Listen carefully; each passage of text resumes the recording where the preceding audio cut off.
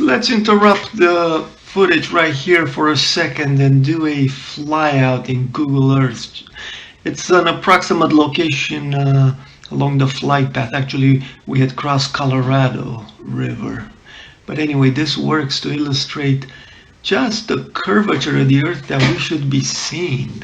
Have a look at how it looks, how the land just appeared from that horizon. You can definitely tell there's curvature due to the aspect ratio, and also a little bit of curvature in the transverse or x-axis direction. Very interesting. I have to scroll here quite a bit to get out to the mountains. This is Navajo Nation land. Here we go. And now we're approaching the 14,000-foot mountains of Colorado. Here's a map illustrating the flight path from Los Angeles.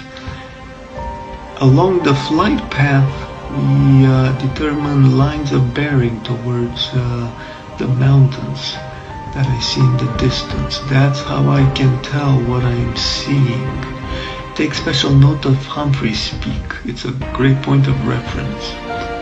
If we were living on a globe, a sphere, the mountains in Colorado should not be visible. They're only 14,000 feet, and at that distance, the curvature would be hiding them.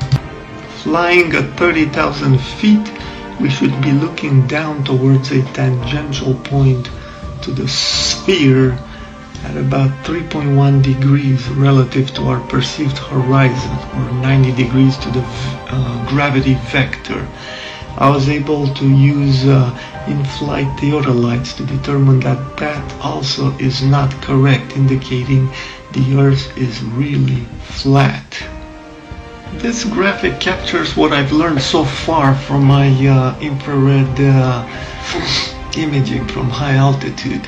The atmosphere prevents seeing at shallow angles. There's a critical angle beyond which the light rays just bend as they enter the warmer regions of the atmosphere with more moisture content. So we cannot see way in the distance. There is a limiting factor. As you can see in the inset, using my theodolite app, I determined where those angles were, and you can see that where the spherical Earth horizon, the theoretical should be, we can obviously see above it. And at about 1.9 degrees, it seems like we can't see anymore because of the haze. But if we look at the surface that we're seeing, it doesn't curve out of view. If that were the horizon, it wouldn't look like that, We would be looking at a zero grazing angle. As you watch the video, keep these images in mind. I've extracted what the mountains look like along those lines of bearing we saw on the map. So be on the lookout for these. I will try to narrate and point them out. Initially, I did not see the mountains at 500 miles. I thought they were clouds.